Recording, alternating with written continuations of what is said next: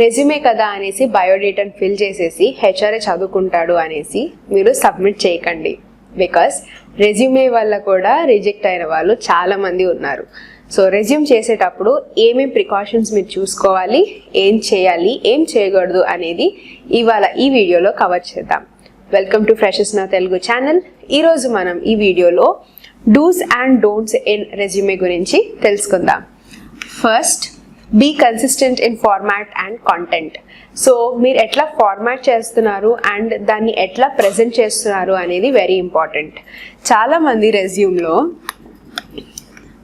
ఇట్లాగా రెజ్యూమ్ ఉంటే ఇక్కడ నేమ్ రాస్తారు అండ్ ఇక్కడ ఫోన్ నెంబర్ అండ్ ఇక్కడ ఈమెయిల్ ఐడి. సో ఆర్గనైజేషన్ అనేది ఉండదు. ర్యాండమ్గా ఒక సైడ్నే కాంటాక్ట్ పెట్టాలి, ఒక సైడ్ ఎడ్యుకేషన్ పెట్టాలి అనే కన్సెంట్ అనేది ఏమి ఉండదు. ఆ కన్సిస్టెన్సీ అనేది కూడా మెయింటైన్ చేయరు. So format and organization of the content అనేది వెరీ ఇంపార్టెంట్. కాంటాక్ట్ డీటెయిల్స్ అన్నీ ఒక చోట, ఎడ్యుకేషన్కి సంబంధించినంత ఒక చోట, ఎక్స్పీరియన్స్ ఉన్నదంతా ఒక చోట. సో అట్లాగా కేటగిరీ వైజ్ డివిజన్ అనేది మీకు ఉండాలి. నెక్స్ట్, ఇది రీడబుల్గా ఉండాలి. ఆల్సో దాంతోపాటు మీరు వైట్ స్పేస్ని బ్యాలెన్స్ చేయడం మాత్రం వెరీ ఇంపార్టెంట్. మీకు చాలా రెజ్యూమ్స్లో ఎగ్జాంపుల్ టెంప్లెట్స్ చూసినప్పుడు ఇక్కడ లైన్లో రాసిస్తూ ఉంటారు instead of giving any gap. So గ్యాప్కి ఇవ్వకుండా లైన్గా రాసేసుకుంటే so that won't be very clear enough. So అట్లా క్లియర్గా లేనప్పుడు చదవటానికి మంచిగా ఉండదు, అది ఫాలో అవడానికి కూడా సరిగ్గా అర్థం కాదు. సో ర్యాండమ్గా మీరు రాసినా కానీ, ఫార్మాట్లో పెట్టి రాయకపోయినా కానీ, లేకపోతే ఆర్గనైజ్డ్గా ఉండి రాయకపోయినా కానీ all comes under the same category. మీ రెజ్యూమ్కి వెయిటేజ్ ఉండదు. సో మీరు ఇట్లా దానికన్నా ఒక సెక్షన్, అంటే మీరు ఒకవేళ ఎడ్యుకేషన్ సెక్షన్ గురించి రాస్తున్నారు, ఎడ్యుకేషన్కి సంబంధించిందంతా ఒక బ్లాక్ ఆర్ ఒక పర్టిక్యులర్ కాలమ్ చేసిన తర్వాత ఇక్కడ కొంచెం గ్యాప్ ఇవ్వండి. సో గ్యాప్ ఇచ్చిన తర్వాత go for the next section that you want to present. So ఆ నెక్స్ట్ సెక్షన్ని మధ్యలో స్పేస్ ఉంటూ రాయండి. అదేవిధంగా మీరు ఎడ్యుకేషన్ దాంట్లోనే లైన్లో రాసేయడం కాదు. So give at least 1 finger space. So finger space అనేది very important. Next, consistent spacing అనేది ఉండాలి. Underlining, italics, bold and capitalization అనేది ఏదన్నా పాయింట్ ఎంఫసైజ్ చేయాలి అంటే, ఏదన్నా పాయింట్ మీరు హైలైట్ చేయాలి అంటేనే మీరు ఫాంట్స్ని యూజ్ చేయండి. లేకపోతే రెజ్యూమ్ అంతా ఒకే ఫాంట్లో ఉండే విధంగా చూడండి. ఏదైనా హైలైట్ చేయాలంటే ఏమేమి ఉంటాయి, అన్ని ఎడ్యుకేషన్ అంతా హైలైట్ చేయాల్సిన అవసరం లేదు కదా. ఫర్ ఎగ్జాంపుల్, ఏదన్నా మీరు certification from a very top university or top institute నుంచి ఏమన్నా కానీ మీరు సర్టిఫైడ్ అయి ఉన్నారు. సో అది మీరు only the university name or the institute name మీరు ఇటాలిక్స్ కానీ బోల్డ్లో కానీ చేస్తే that would be highlighting to the resume. So అట్లా కాకుండా మీరు అన్ని ఎడ్యుకేషన్ అంతా హైలైట్ చేసుకుంటారు, లేకపోతే ఎక్స్పీరియన్స్ అంతా హైలైట్ చేసుకుంటారు, సగం హైలైట్ చేసి సగం హైలైట్ చేయకుండా అట్లా చేయొద్దు. ఫాంట్ అనేది అడిక్వేట్గా ఈక్వల్గా ఉండాలి. ఓన్లీ ఏదైనా ఒక్క పర్టిక్యులర్ థింగ్, లేకపోతే ఫర్ ఎగ్జాంపుల్ సర్టిఫికేషన్ లేదు, ప్రాజెక్ట్ చేసి ఉన్నారు, సో సేమ్ ప్రాజెక్ట్ నేమ్ని హైలైట్ చేసుకుంటే సరిపోతుంది. అంతేగాని ప్రాజెక్ట్ ఎక్కడ చేశారు, ఏం చేశారు అలా అంత హైలైట్ చేయాల్సిన అవసరం లేదు. ఓన్లీ ద ప్రాజెక్ట్ నేమ్, ఏమైతే మీరు ప్రాజెక్ట్ టైటిల్ చేశారో, ప్రాజెక్ట్కి సంబంధించిన ఏదైతే టైటిల్ ఉంటుందో, వర్కింగ్ నేమ్ ఉంటుందో దాన్ని హైలైట్ చేస్తే సరిపోతుంది. హెడ్డింగ్స్ లిస్ట్ అనేది ఆర్డర్ ఆఫ్ ఇంపార్టెన్స్లో ఉండాలి. ఫర్ ఎగ్జాంపుల్, కొంతమంది హాబీస్, ఇంట్రెస్ట్, స్కిల్స్, తర్వాత ఎడ్యుకేషన్, ఎక్స్పీరియన్స్ అనేది పెడతారు. So this is a complete wrong order. Order of importance అనేది మీకు ఫస్ట్ ఎడ్యుకేషన్ అన్న పెట్టండి, ఎక్స్పీరియన్స్ అన్న పెట్టండి according to the years of experience that you are having. For example, మీకు 5 years ఆఫ్ ప్లస్ ఎక్స్పీరియన్స్ ఉంది, వర్కింగ్ సెక్టార్లో ఆల్రెడీ ప్రొఫెషనల్ వర్కర్గా ఉన్నారు. సో దెన్ మీరు ఎక్స్పీరియన్స్ అనేది ముందు పెట్టుకోవాలి, ఎడ్యుకేషన్ అనేది తర్వాత పెట్టుకోవచ్చు. For example, if you're a fresher, మీరు ఎడ్యుకేషన్ అనేది ముందు పెట్టుకోవాలి, మీ సర్టిఫికేషన్స్, ప్రాజెక్ట్స్ ఇవన్నీ తర్వాత పెట్టుకోవాలి. సో ఈ ఆర్గనైజేషన్ అనేది very important. Next, with in the headings list of information అనేది క్రొనాలజికల్ ఆర్డర్లో ఉండాలి. క్రొనాలజికల్ ఆర్డర్లో అంటే రీసెంట్గా ఉన్నది ఫస్ట్ పెట్టాలి, అంటే రీసెంట్గా మీరు కంప్లీట్ చేసింది. ఫర్ ఎగ్జాంపుల్, రీసెంట్గా మీరు గ్రాడ్యుయేట్ అయి ఉన్నారు, సో గ్రాడ్యుయేషన్ నుంచి మీరు 10th standardకి వెళ్ళాలి. అంతేగాని 10th స్టాండర్డ్ ముందు పెట్టి గ్రాడ్యుయేషన్ తర్వాత పెట్టకూడదు. సో ఎప్పుడన్నా కానీ chronological order. Same applies for experience also. ఒకవేళ మీరు ఆల్రెడీ వర్కింగ్ ఉన్నారు, ఎక్స్పీరియన్స్ డీటెయిల్స్ పెడుతున్నారన్నా కానీ రీసెంట్గా ఏదైతే జాబ్ మీరు చేశారు లేకపోతే రీసెంట్గా జాబ్ మీరు వదిలేశారు, సో సంథింగ్ లైక్ దాట్, ఏదైతే రీసెంట్ జాబ్ మీరు వర్క్ చేస్తున్నారో ఆ పర్టికులర్ ఆర్గనైజేషన్ అండ్ దానికి relevant details and your job role there, ఇవన్నీ మీరు అక్కడ క్రోనలాజికల్ ఆర్డర్లో మెన్షన్ చేయాలి. Next is avoid information gaps such as missing summer. So information gaps అంటే మీకు ఫర్దర్గా మధ్యలో ఏదైనా మీరు ఇయర్ గ్యాప్ తీసుకున్నా కానీ, స్టడీ గ్యాప్ తీసుకున్నా కానీ, అకాడమిక్ గ్యాప్స్ ఉన్నా కానీ ఇవన్నీ మీరు అవాయిడ్ చేయండి. బికాస్ ఈ గ్యాప్స్ ఉన్నాయి అనేది ఒకేసారి హ్యూజ్ అమౌంట్ ఆఫ్ నెంబర్లో కవర్ చేయండి. Instead of saying 2015 to 16 gap year అనేసి అక్కడ మెన్షన్ చేయాల్సిన అవసరం లేదు. ఆర్ కొంతమంది ఏం చేస్తారంటే 2015 సమ్మర్ గ్యాప్, అకాడమిక్ గ్యాప్ అనేసి మెన్షన్ చేస్తారు. అట్లాంటివి ప్లీజ్ అవాయిడ్ బికాస్ అది unnecessary content in the resume. Next, be sure that your formatting translated properly in to the converted PDF. ఇది మీరు ఫార్మాట్ చేసేటప్పుడు అది ట్రాన్స్లేషన్ అండ్ లేకపోతే మీరు ఇంకేమన్నా లాంగ్వేజ్ కానీ ఏమన్నా యాడ్ చేసినా కానీ అది కంప్లీట్ PDF లోకి ట్రాన్స్ఫర్ చేసేటప్పుడు కరెక్ట్గా ఉందా లేదా అని చెక్ చేసుకోండి బిఫోర్ సబ్మిటింగ్. సో మీరు ఒకవేళ PDF ఫార్మాట్లో మీ రెజ్యూమ్ని కన్వర్ట్ చేసి పంపిస్తున్నారు అంటే PDFని మీరు ఫస్ట్ ఓపెన్ చేసి చెక్ చేయండి for your further corrections. And very important point is personal pronouns. రెజ్యూమ్లో ఎప్పుడు పర్సనల్ ప్రొనౌన్స్ అనేది వాడకూడదు. Personal pronouns in the sense I, we, us, so ఇట్లాంటివన్నీ పర్సనల్ ప్రొనౌన్స్ అనేసి అంటారు. సో ఐ కంప్లీటెడ్, మీరు కంప్లీట్ చేశారు, రెజ్యూమే మీ గురించి, సో దీంట్లో మళ్ళీ ఐ కంప్లీటెడ్ అనేది ఎందుకు? It is not making sense. So ఇది లిటరలీ కామన్ సెన్స్కి అగైనెస్ట్. సో సెన్స్లెస్గా ఉంటుంది ఇట్లాగా కనుక మీరు మెన్షన్ చేస్తే. రెజ్యూమే మీ గురించి కాబట్టి దీంట్లో మళ్ళీ I completed, I did this, I did that అనేసి మెన్షన్ చేయాల్సిన అవసరం లేదు. So only you have to directly mention your university name, లేకపోతే కాలేజ్ నేమ్, లేకపోతే మీరు ఆల్రెడీ వర్క్ చేసిన organisation name.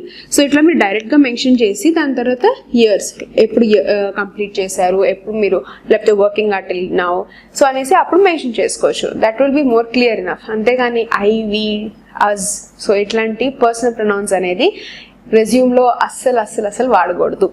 Next, abbreviations.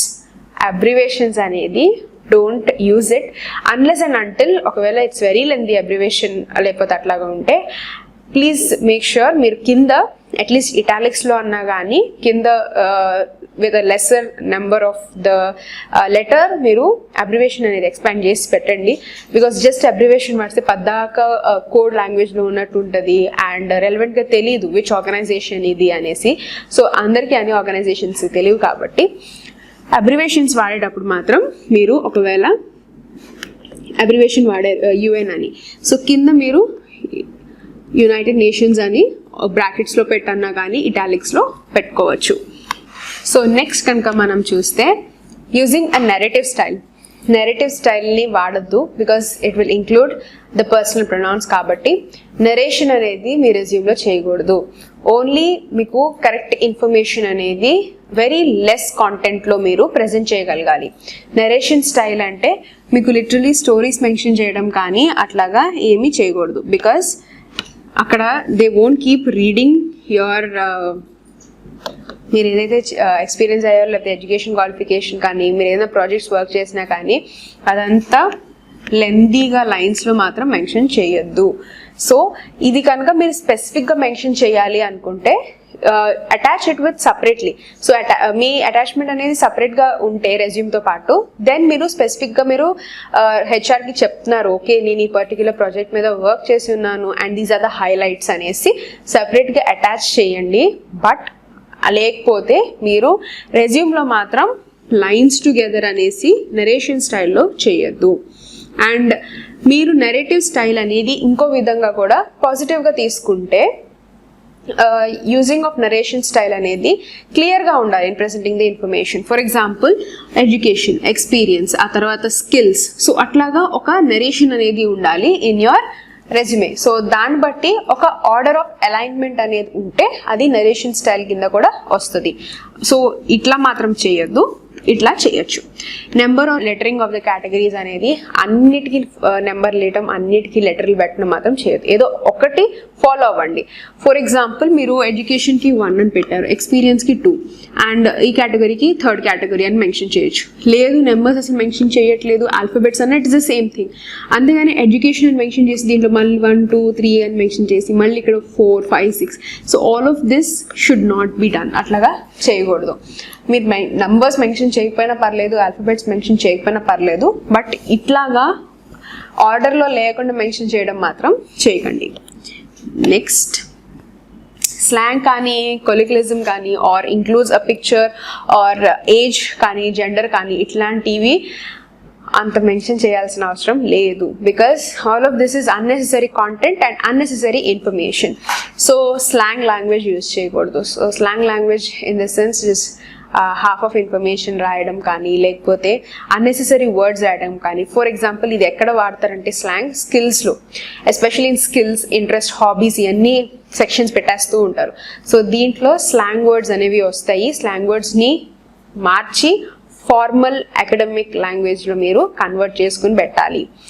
And colloquialism కూడా same things, usage of the words and which includes picture కానీ age కానీ gender కానీ. So ఇట్లాంటివన్నీ పెట్టాల్సిన అవసరం లేదు. Your age, gender is not needed in the resume. అది అంత unnecessary information. Next, generic template or proof formatting. So ఒకవేళ మీకు కొత్తగా ఉంది, అసలు మీకు ఏం అర్థం కావట్లేదు చేయడానికి, ఎట్లా ప్రజెంట్ చేయాలి, ఆర్గనైజేషన్ ఎట్లా చేయాలి అని ఏం తెలియకపోతే it is very good to use a template. మనకి గూగుల్లో hundreds and thousands of templates ఉన్నాయి. You can use it for free. And ఆ టెంప్లెట్స్ని పక్కన పెట్టుకుని then you can do your resume. లేకపోతే కొన్ని templates it is a direct editing అనమాట. సో ఆ టెంప్లెట్స్ అన్న వాడి you can directly edit your resume. Next is making it too long.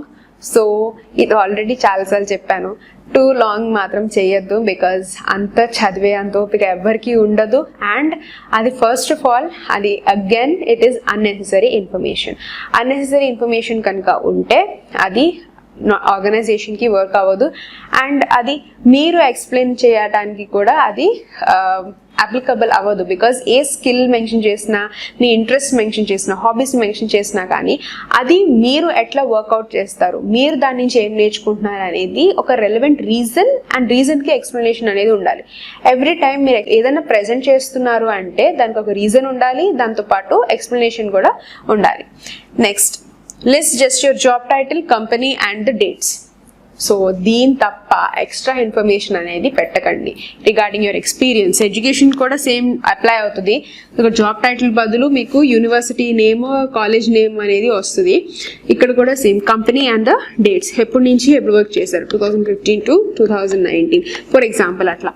So dates mention చేయండి and also the company name and మీరు role ఏంటి, మీరు చేసిన రోల్ ఏంటి అనేది మెన్షన్ చేయండి. That is enough. అంతేగాని అక్కడ ఈ మంత్స్ నుంచి ఈ మంత్స్ వరకు ఇంత చేశాను, ఆ మంత్స్ నుంచి ఇంకా మంత్స్ వరకు అంత చేశాను అనేసి ఆ ఎక్స్ట్రా ఇన్ఫర్మేషన్ మాత్రం వద్దు.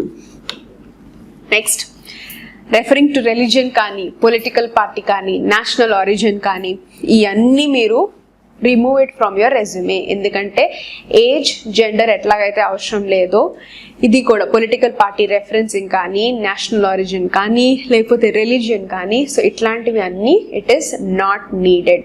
సో కొంతమంది ఏం చేస్తారంటే రెజ్యూమ్లో, so if this is the resume, ఇక్కడ నేమ్ రాస్తారు, కింద డైరెక్ట్గా ఇంకా కాంటాక్ట్ డీటెయిల్స్ ఏమి ఉండవు, ఇక్కడ డైరెక్ట్గా రిలీజియన్ మెన్షన్ చేసేస్తారు. అండ్ హియర్ ఇక్కడ కార్నర్లోనేమో ఇండియన్ అని రాస్తారు. So all of that is unnecessary. అది అసలు కన్సిడరేషన్లోకి తీసుకోరు. ఆ బేసిస్ మీద మీకు ఎక్స్ట్రా వెయిటేజ్ వస్తుంది అని అసలు కాదు. So all of this unnecessary information. And లేకపోతే ఇట్లా రాస్తే మీకు ఎక్స్ట్రా అటెన్షన్ లేకపోతే ఎక్స్ట్రా మార్క్స్ ఆర్ క్రైటీరియా వస్తుంది అనేసి ఏమీ లేదు. క్రైటీరియా అట్లాంటిది ఈ సెక్షన్ ఆర్ ఈ కేటగిరీ నుంచి తీసుకుంటారు అనేసి ఏమీ లేదు. సో మేక్ ష్యూర్ ఇవన్నీ అవాయిడ్ చేయండి. Include salary information and use unprofessional email అనేది చేయకండి. బికాస్ శాలరీ ఇన్ఫర్మేషన్ ప్రెజెంట్ చేసినా కానీ it will not be adequate. Because next మీరు వెళ్ళే జాబ్ రోల్ ఆర్ నెక్స్ట్ మీరు అప్లై చేసేది ఎట్లా ఉంటుంది అండ్ ఏ విధంగా మిమ్మల్ని రీచ్ అవుట్ చేస్తారు అనేది వెరీ ఇంపార్టెంట్. కాబట్టి మీరు అక్కడే ఒక లిమిట్ అనేది పెట్టుకోకూడదు. సో శాలరీ ఇన్ఫర్మేషన్ అండ్ ప్రీవియస్గా వర్క్ చేసిన శాలరీ డీటెయిల్స్ ఇవన్నీ మెన్షన్ చేయొద్దు. అదేవిధంగా unprofessional email ID in the sense కొంతమంది దే ర్యాండమ్లీ say tomboy@gmail.com or flowersandpraises@gmail.com or cute little buddy or cute girl, so something like that. అట్లాగా అన్ప్రొఫెషనల్ ఈమెయిల్ ఐడి మాత్రం చేయకండి. బికాస్ అలా ఏమైనా ఈమెయిల్ ఐడి ఉంటే మీ ఓన్ పర్సనల్ యూస్కి పెట్టుకోండి. బట్ రెజ్యూమ్లో మీరు మెన్షన్ చేసేటప్పుడు మాత్రం సపరేట్గా professional email ID with your name కానీ లేకపోతే whatever you are categorized in కానీ అట్లాంటి రోల్కి సంబంధించి లేకపోతే మీరు ఏదైనా పర్టికులర్ ఫీల్డ్లో ఎక్స్పర్ట్ ఉన్నా కానీ ఆ నేమ్ని బట్టి అన్నా కానీ మీరు ఈమెయిల్ చేసుకోవచ్చు. But don't use unprofessional email in your resume.